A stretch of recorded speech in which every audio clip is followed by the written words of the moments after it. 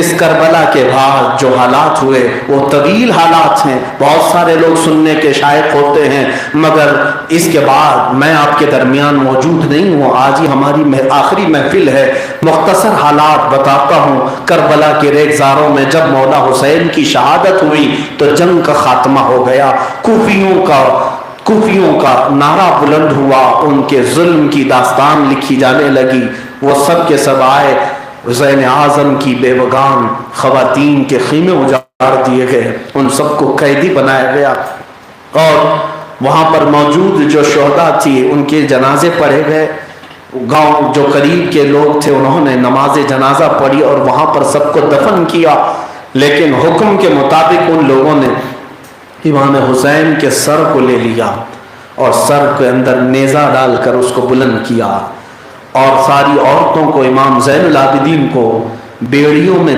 جکڑ کر کے قافلے کے ساتھ روانہ ہو گئے کوفہ کی طرف۔ کوفہ پہنچتے ہیں یہ لوگ اس لٹے ہوئے تاخت و تاراج قافلے کو لے کر، بنی ہاشم کا یہ قبیلہ خاندان، یہ رسول اللہ کے شہزادوں کو آج قیدی بنا کر لایا گیا کوفہ میں۔ وہی کوفہ والے آج منظر دیکھنے آئے تھے جو کبھی خطوط لکھ کر مولا حسین کو بلا رہے تھے۔ آج عجیب سا سما تھا جب عبید اللہ بن زیاد کے ہاں سر حسین لایا گیا تو وہاں پر اس نے مذاق کرتے ہوئے امام حسین کے سر مبارک کے ساتھ کہا، حسین اگر تم بغاوت نہیں کرتے، خروج نہیں کرتے تو تمہارا یہ انجام نہیں ہوتا، دیکھ لیا تم نے کہ جھوٹ ہار گیا اور سچ جیت گیا۔ جب وہ عبید اللہ بن زیاد اس طرح کی ہرزہ سرائی کر رہا تھا، وہاں موجود ایک صحابی سے کھڑے ہو گئے اور انہوں نے سخت برجستہ انداز میں جواب دیا، کہا جھوٹے باپ کا جھوٹا بیٹا عبید اللہ بن زیاد، اور میں گواہی دیتا ہوں کہ حسین سچے ہیں اور ان کے باپ بھی سچے تھے۔ اور جب خاندان اہل بیت کی محبت میں انہوں نے نعرہ بلند کیا تو ظالم عبید اللہ بن زیاد نے اس صحابی رسول کا بھی قتل کیا۔ پھر وہاں سے امام حسین کا سر مبارک لے کر انہیں دمشق جانا تھا، یزید کے پاس۔ یزید ملک شام دمشق میں تخت خلافت پر تھا۔ اس وقت جب یہ قافلہ نکلا تو کئی منزلیں طے کرتا ہوا جا رہا ہے، لیکن ہم نے اس قافلے کی کرامتیں بھی دیکھی۔ ایک رات وہ آئی جب اس قافلے والوں نے ایک گرجا گھر عیسائیوں کا تھا، رات ہو گئی تو وہاں ٹھہرنے کا ارادہ کیا۔ عیسائی جو پادری تھا، جو راہب تھا، بڑا پرانا شخص تھا، اس نے ایک قافلے کو دیکھا اور ٹھہرنے کی اجازت دے دی، اور اس کے بعد سر کو دیکھا جو دھول میں لگا ہوا تھا، خون سے لت پت تھا۔ پوچھا یہ کس کا سر ہے؟ کہا ان ظالموں نے کہ حسین ابن علی کا سر ہے۔ پھر اس نے تحقیق کیا، پتا چلا یہ تو ان مسلمانوں کے اس نبی کے نواسے کا سر ہے جس کا یہ خود کلمہ پڑھتے ہیں، اس کے باوجود سر لے کر کے آ رہے ہیں۔ اس عیسائی کے دل میں عجیب سی بات پیدا ہوئی، رات کو رکنے کا تو اس نے کہہ تو دیا، لیکن جب رات ہوئی تو کہا وہ سر میرے حوالے کرو، وہ سر کو میں اندر رکھتا ہوں۔ ان ظالموں نے کہا ہرگز نہیں، یہ بڑا قیمتی ہے، خلیفہ کے پاس لے جانا ہے۔ اور لیکن اس عیسائی کو پتا تھا کہ کتنے میں بکنے والے ہیں۔ اس نے ایک اشرفیوں کی تھیلی اپنے اندر سے لا کر جس میں تقریباً 12,000 درہم تھے سامنے لہرایا اور کہا یہ پیسے لے لو، ایک رات کے لیے اس سر کو میرے پاس دے دو۔ حرص اور ہوس کے پجاری کیسے نہ مانتے، پیسے لے لیے اور سر کو اس کے حوالے کیا، کہا صبح دے دینا واپس۔ وہ عیسائی پادری سر حسین کو اپنے حجرے میں لے گیا، ایک تخت پر رکھا، دھول کو اور گرد و غبار کو صاف کیا، خوشبو لگایا اور دیکھنے لگا، کہا کہ کتنا حسین چہرہ ہے، گلاب جیسی رنگت ہے اور پیشانی پر اب بھی چمک باقی ہے۔ اور اس کی تر و تازگی کو دیکھ کر کے وہ کہنے لگا یہ سچے کا چہرہ ہے، بس صاف کیا تھا، اونگ آئی، نیند آئی، سویا، دیکھا خواب میں رحمت عالم تشریف لاتے ہیں، سید الانبیاء صلی اللہ علیہ وسلم تشریف لاتے ہیں۔ اور اس عیسائی پادری کا ہاتھ اٹھایا، ہاتھ پکڑا اور اٹھایا، کہا تو نے میرے بچے کے سر سے دھول کو صاف کیا، میں تیرے دل سے شرک و کفر کے گرد کو پاک کرتا ہوں، کیا تو میرے ہاتھ پر کلمہ طیبہ نہیں پڑھے گا؟ اگر تو کلمہ پڑھ لے تو میرے اس شہزادے کے ساتھ تجھے میں جنت میں لے جاؤں۔ اس عیسائی پادری نے خواب میں ہی میرے مصطفیٰ کے ہاتھ میں کلمہ بھی پڑھ لیا، اور جب بیدار ہوا تو عجیب سی خوشبو محسوس کیا۔ اب دائرہ اسلام میں تھا، مولا حسین کے غلاموں میں تھا۔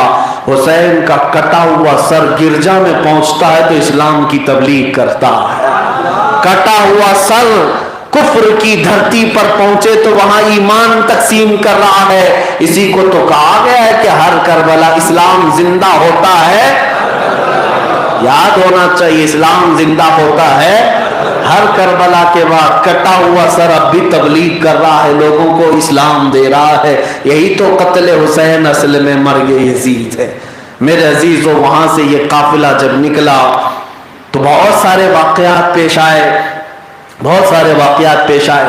سر حسین کو انہوں نے جو نیزے پر رکھا تھا، تو جب صبح ہوئی تو جب نکلنے کا وقت آیا تو اس نیزے کو یہ زمین پر گاڑ دیتے تھے، نیزے کو زمین پر گاڑ دیتے۔ اب چلنے کا جب وقت آیا تو انہوں نے اس نیزے کو اٹھانے کی کوشش کی، لیکن وہ نیزہ زمین سے ہلتا نہیں تھا، گڑ گیا اتنی مضبوطی سے۔ اب وہ گھبرا گئے کہ کیا ہو گیا۔ پھر اس کی شکایت انہوں نے اہل بیت سے ہی کی، سیدہ زینب سے کہا کہ ایسا کیسے ہو سکتا ہے کہ یہ نیزہ ہم نے گاڑا ہے، نکلتا ہمارے ہاتھ سے نہیں۔ سیدہ زینب واقعی میرے عزیزو کربلا کے میدان میں سب سے زیادہ اگر صدمے کسی کو ہوئے ہوں گے وہ بی بی زینب کبریٰ کو ہوئے ہیں۔ ایک خاتون ہے، کتنے غم دیکھے ہوں گے، کتنے غم۔ ایک ہے گردن کٹ جانا، وہ ایک موت ہے، گردن کٹ گئی ایک موت ہے، لیکن اتنے لوگوں کی موت دیکھ کر زندہ رہنا ہر بار موت ہے، ہر عزیز کی موت پر ایک موت ہے۔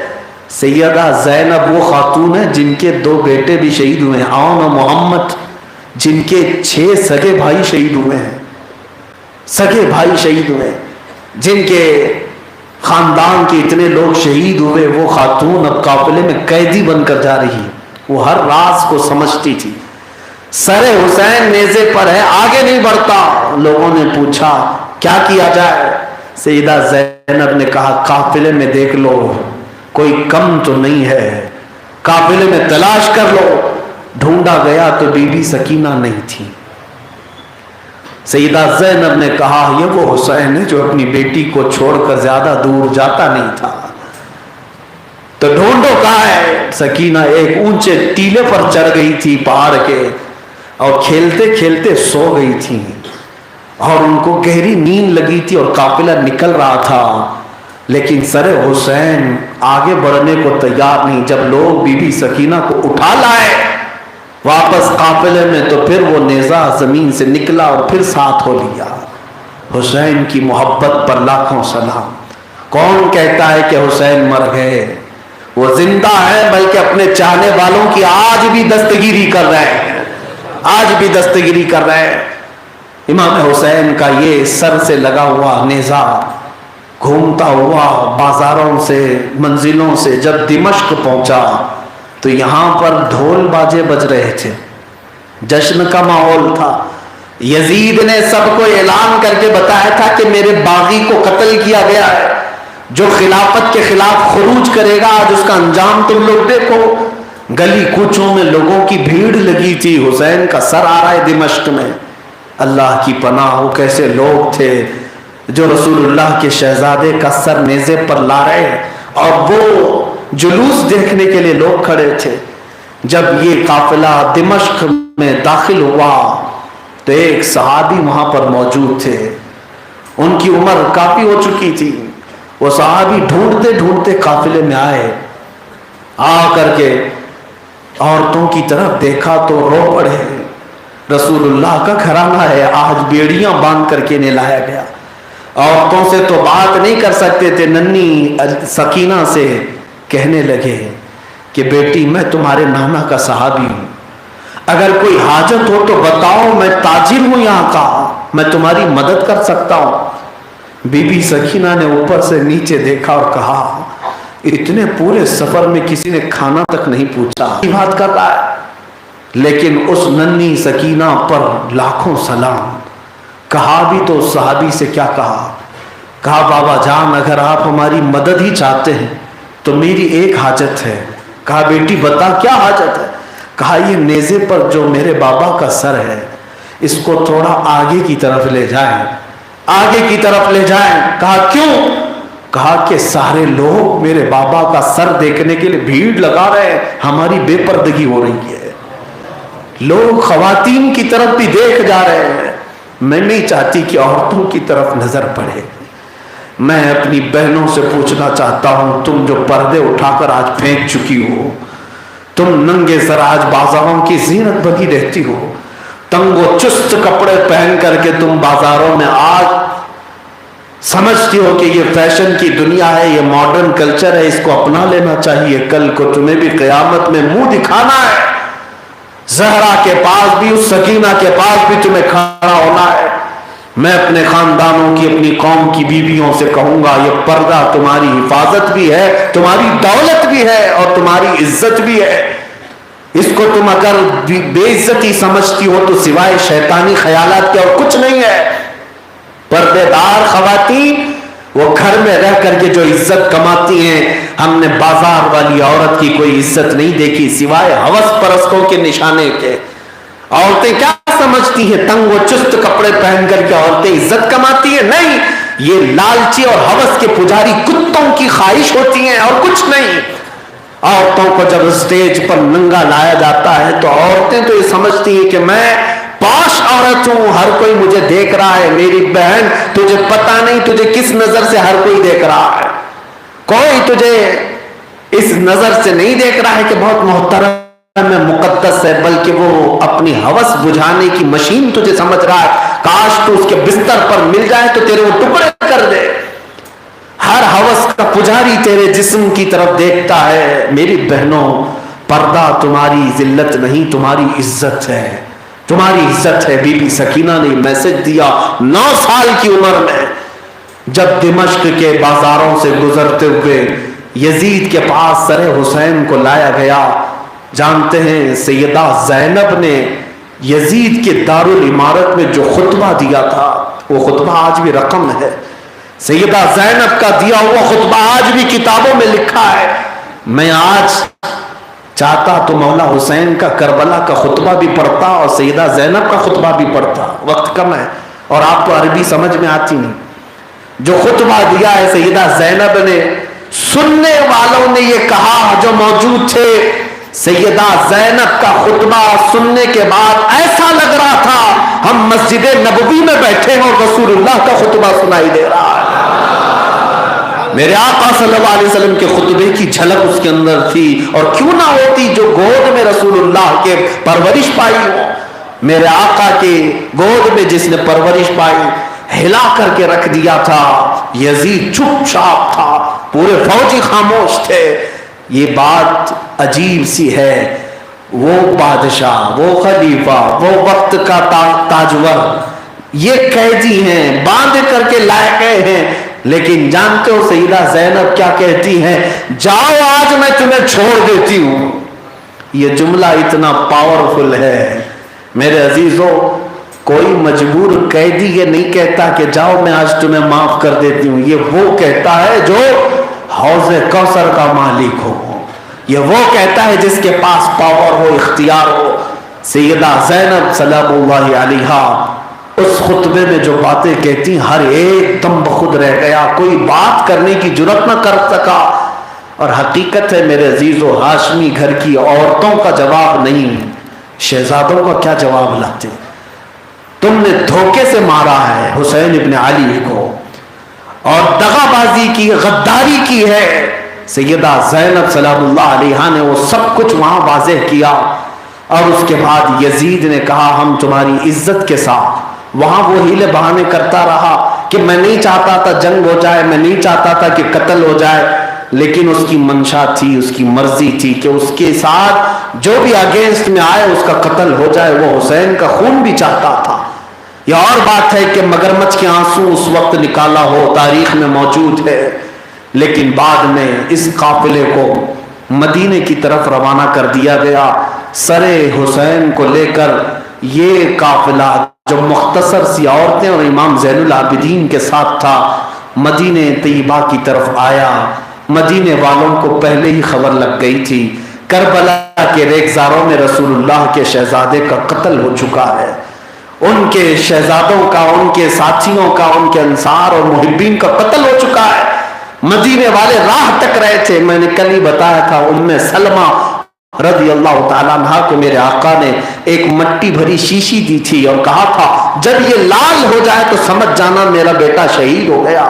حضرت ام سلمہ نے وہ 10ویں محرم کو اپنی شیشی کو سرخ ہوتے ہوئے دیکھا تھا اور مدینے والوں کو اسی وقت خبر کر دی تھی کہ سیدنا امام حسین کی شہادت ہو گئی۔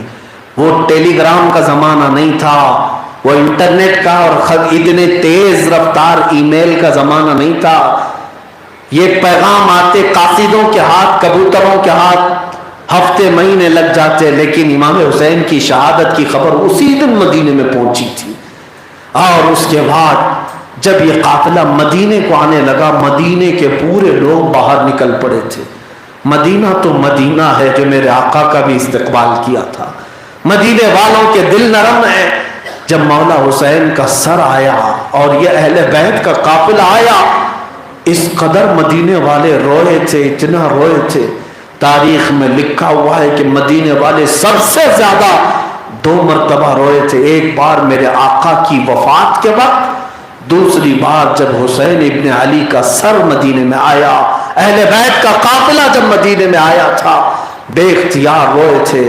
جانتے ہو مدینے سے جانے کے وقت مولا حسین کی ایک چھوٹی سی بیٹی 6 سال کی حضرت بی بی سغرا وہ ساتھ نہیں گئی تھی، وہ مدینے میں ہی رہ گئی تھی ان کی ماں کے ساتھ۔ یہ امام حسین کی دوسری بیوی سے پیدا ہوئی، وہ علیل کی بیمار تھی اس لیے ان کو چھوڑ دیا گیا تھا۔ بی بی سغرا کی جو باتیں ہیں وہ آج بھی جسم کو دہلا دیتی ہیں۔ وہ ایک ایک کو پکڑ کر کے پوچھتی تھی میرے بابا کہاں ہے، میرے بابا کہاں ہے، اور کبھی کسی کا دامن پکڑ کر پوچھتی تھی میں جس کے ساتھ کھیلا کرتی تھی گہوارے میں، علی اصغر کہاں چھوڑ آئے ہو، میرا ننھا بھائی علی اصغر کہاں چھوڑ آئے ہو۔ بی بی سغرا کے 100 سوالات تھے، امام زین العابدین کے پاس کوئی جواب نہیں تھا۔ وہ تنہا امام زین العابدین ہیں جنہوں نے پورے واقعات کربلا کو بیان کرنا ہے، ہر ایک کو جواب دینا ہے، کس کو جواب دیں۔ امام زین العابدین کی حالت یہ ہو گئی تھی، حسین ابن علی رضی اللہ عنہ کے یہ جوان بیٹے جنہوں نے کربلا کے خونی منظر کو اپنے آنکھوں سے دیکھا ہے، جب وہ مدینے آئے گوشہ نشین ہو گئے تھے، دل نہیں لگتا کسی بات پر، اور کئی سال ہو گئے جب نماز سے فارغ ہوتے روتے تھے تو ان کی آنکھوں میں خون نکل آتا تھا۔ لوگ کہتے ہیں اے سجاد زین العابدین کب تک یہ خون کے آنسو رو گے؟ امام زین العابدین کہتے ہیں اے لوگوں، کیا تم اس شخص سے ہنسی اور مسکراہٹ کی امید رکھتے ہو جس کے سامنے اس کے بھائیوں کے چھیترے اڑائے گئے تھے، جس کے سامنے اس کے باپ کا سر الگ کیا گیا ہو، جس کے سامنے اس کے چچا کو مارا گیا ہو؟ میں نے کیا نہیں دیکھا، اب ہنسنے کے لیے اور مسکرانے کے لیے میرے پاس کچھ ہے؟ میں امام زین العابدین کی سیرت پڑھ رہا تھا تو رو پڑا۔ مدینہ طیبہ میں ایک قصائی گوشت کاٹ رہا تھا اور گوشت کاٹ کر کے دکان پر لگایا تھا، تو ایک شخص جو دکان پر گوشت خرید رہا تھا اس نے قصائی سے کہا جلدی کپڑا اڑاؤ، جلدی کپڑا اڑاؤ، امام زین العابدین آ رہے۔ اس نے گوشت کو کپڑے سے چھپایا اور کہا کیوں، کیا بات ہے؟ کہا وہ جب بھی اس طرح کا ننگا گوشت دیکھتے ہیں تو رو پڑتے ہیں اور کہتے ہیں میرے بابا، میرے بھائی اور میرے تمام احباب کے گوشت کربلا کے میدان میں اسی طرح نظر آتے تھے، زندگی بھر وہ ان مناظر کو بھولتے نہیں تھے۔ قریب آئے قصائی کی دکان پر اور جب وہ گوشت بیچ رہا تھا وہ کھڑا ہو گیا ادب میں۔ امام زین العابدین نے اس سے کہا ہے قصاب، تو نے گوشت کاٹا ہے، ذبح کیا ہے، بکرا یا بیل؟ کہا کس طرح ذبح کرتے ہو؟ اس نے بتایا اس طرح لٹا کر۔ کہا پانی پلاتے ہو؟ کہاں ہم جانوروں کو پہلے پانی پلاتے ہیں پھر ذبح کرتے ہیں، چیخ مارتے ہیں. ہائے، دنیا کا ہر قصائی جانور کو پانی پلا کر ذبح کرتا ہے، میرے باپ کو 3 دن پیاسا رکھ کر ذبح کیا گیا، میرے بھائیوں کو 3 دن تک پانی نہ پلا کر کے ذبح کیا گیا. امام زین العابدین کے غم کو ہم نہیں پہنچ سکتے میرے عزیزوں. زندگی بھر اس سجاد نے، اس امام زین العابدین نے جو غم کیا ہے ان کا حق تھا، لیکن پھر بھی زندگی گزاری اور میرے آقا کی شریعت کو تھامے رکھا. یہ واقعات کربلا یہاں پر ختم ہوتے ہیں. اس کے بعد ایسا نہیں ہے کہ اسلام رک گیا یا ختم ہو گیا. اسلام مولا حسین کی شہادت کے بعد پھر اپنی آب و تاب کے ساتھ چمکا اور چلتا رہا. یہ اور بات ہے کہ چند سال اموی خلفاء خلافت کرتے رہے، بنو امیہ کے خلیفہ آئے. یہاں اس کے بعد کیا قاتلان حسین بچ گئے؟ کوفہ میں جو آئے تھے وہ سب بچ گئے؟ نہیں میرے عزیزو، کوفہ سے ایک شخص نکلا، مختار بن عبید ثقفی. یہ ایسا شخص تھا جس نے عہد لے لیا، قسم کھا لیا کہ جو بھی کوفہ میں امام حسین کے ساتھ گیا تھا میں چن چن کر کے اس کے ساتھ مقابلہ کروں گا. اس کے ہاتھ میں پاور آ گیا اور اس نے لوگوں کو اپنے ساتھ بلا لیا، جمع لیا، اور پھر اس کے بعد جگہ جگہ سے لوگ اس کی طرف ہو گئے. پھر حالات ایسے ہو گئے کہ شمر ذوالجوشن کو، خولی بن یزید کو اس نے ڈھونڈ ڈھونڈ کر کے نکالا، یہاں تک کہ شمر اتنا بھاگتا تھا، اتنا بھاگتا تھا، ایک کھیت میں جا کر کے چھپ گیا. مختار نے اس شمر کو اس کھیتی میں سے ڈھونڈ نکالا. ہر ایک کی تفصیلات ہیں، نکال کر کے پورے بھرے چوراہے پر لا کر اس کے ٹکڑے کر دیے. کیا تھا خولی کو پکڑا اور اس کو کتوں کے سامنے اس کی بوٹیاں ڈال دی تھی. اور عبید اللہ ابن زیاد اس کے ساتھ کیا ہوا؟ یہ بھی ایک جنگ میں ہار گیا ابراہیم نخعی کے ساتھ، ابراہیم الاشتر کے ساتھ. جنگ میں ہار جانے کے بعد بھاگ رہا تھا ساحل کے پاس، مر گیا اور سنا کہ اسے لوگوں نے دفنایا. مختار نے کہا وہ اتنی آسانی سے مر کر سو نہیں سکتا، قبر کھودو اور نکالو قاتل حسین اور ظالم اہل بیت کو، اہل بیت پر ظلم کرنے والے کو. میں اس طرح آرام سے مرنے بھی نہیں دوں گا. نکال کر کے کچھ لوگوں کی لاشوں کو اس مختار نے جلا بھی دیا، یہاں تک کہ چن چن کر کے اس نے ان تمام لوگوں کو مارا جو کوفہ سے کربلا کے میدان میں گئے تھے. اور اس کا یہ اعلان تھا، میں یہ نہیں چاہتا کہ بعد میں آنے والی نسلوں کو کوئی تانا مارے کہ تیرے باپ دادا حسین کے سامنے گئے تھے. میں ایسے کسی کو زندہ رہنے نہیں دینا چاہتا، اور ان کی نسلوں کو بھی اس نے قاتلان حسین کے ساتھ مکمل انجام پورا کا پورا عبرتناک طریقے سے پیش کیا. اسی لیے قرآن میں مولا فرماتا ہے سَيَعْلَمُ الَّذِينَ ظَلَمُوا أَيَّ مُنْقَلَبٍ يَنْقَلِبُونَ. ان قریب ظالم یہ پہچان لیں گے کہ اللہ ان کو کس پلٹی پر پلٹاتا ہے. وَمَا اللَّهُ بِغَافِلٍ عَمَّا يَعْمَلُ الظَّالِمُونَ. اللہ تعالیٰ ظالموں کے کاموں سے بے خبر نہیں ہے. آج جو ظلم کر رہے ہیں وہ بھی اس بات کو یاد رکھیں کہ تمہارے ظلم کی تاریخ لمبی نہیں ہے. اگر تم آج کے یزید ہو تو کل حسین کو بھی پیدا ہونا ہے، غلام حسین ضرور آئے گا. اور میرے عزیزو آج کے حالات پر میں اتنی گفتگو سے اپنی بات کو سمیٹتا ہوں، ڈر اور خوف کی ضرورت نہیں. آج اگر کربلا کا میدان پھر سے طاری ہوتا ہے تو اپنے گریبان کو جھانک لینا اور اپنے آپ کو سمجھ لینا کہیں میں یزیدی فوج میں نہ جاؤں. گردن کٹتی ہے تو کٹنے تو حسین کی فوج میں رہیں گے، رسول پاک صلی اللہ علیہ وسلم کے جانثاروں کے ساتھ رہیں گے. ہاں اس بات سے بھی نہ گھبرانا کہ اچانک حکومت کس کی آ گئی، پاور کس کے پاس آ گیا، طاقت کس کے پاس آ گئی، کیا کیا ہو رہا ہے. ہماری اذان خطرے میں، کلمہ خطرے میں، نماز خطرے میں، داڑھی خطرے میں، ٹوپی خطرے میں، برقع خطرے میں، قرآن، رسول کی ذات، اللہ کی ذات، اسلام سب نشانہ، مسلمانوں کی موب لنچنگ، یہ سب اگر تم اس بات کو سمجھتے ہو تو یہ ہمارے ساتھ پہلی بار نہیں ہو رہا ہے، ہر زمانے میں ہوتا رہا ہے، ہر زمانے میں ہوتا رہا ہے، لیکن یہ لمبے دیر تک نہیں ہوتا، لمبے وقت تک نہیں چلتا، بلکہ اس کو اگر سمجھنا ہے تو دو جملوں میں یہ ہے، کچھ دیر کی خاموشی ہے پھر شور آئے گا، آج تمہارا وقت ہے کل ہمارا دور آئے گا انشاءاللہ العزیز۔ وہ دیکھنا ہے پرچم اسلام کی بلندی کو، وہ دیکھنا ہے حسین کے وفاداروں کی اس عظمت کو انشاءاللہ العزیز۔ میرا یہ وجدان ہے، میرے مولا کی ذات پر مجھے یقین کامل ہے کہ مولا کریم اپنے چاہنے والوں کی نصرت اور مدد ضرور فرمائے گا، ان کی حمایت ضرور فرمائے گا۔ آج ہمارا امتحان ہے، اس امتحان کی گھڑی سے گزر جاؤ میرے عزیزوں، اپنے بچوں کو صرف اسلام، ایمان، قرآن سکھاؤ نہیں، پلاؤ، ان کو پڑھاؤ نہیں، گٹھی میں باندھ دو اور ان سے کہو کہ بیٹا دنیا کی ہر چیز ہیچ ہے، اگر پوری دنیا کی طاقت ایک طرف رکھی ہو اور میرے مصطفیٰ کے نالے پاک ایک طرف ہو تو ساری دنیا کو ٹھوکر مار دینا، میرے مصطفیٰ کے نالے پاک کو اپنے سر پر سجا لینا۔ یہ ایمان ہے، یہ اسلام ہے اور یہ استقامت ہے، اور جب تم اپنے بچوں کو اس طرح تیار کرو گے تو انشاءاللہ العزیز ہمارے ہر گھر کا بچہ اٹھے گا اور پھر یہ نعرہ لگائے گا، بے دام ہی بک جائیے بازار نبی میں، اس شان کے سودے میں خسارے نہیں ہوتے۔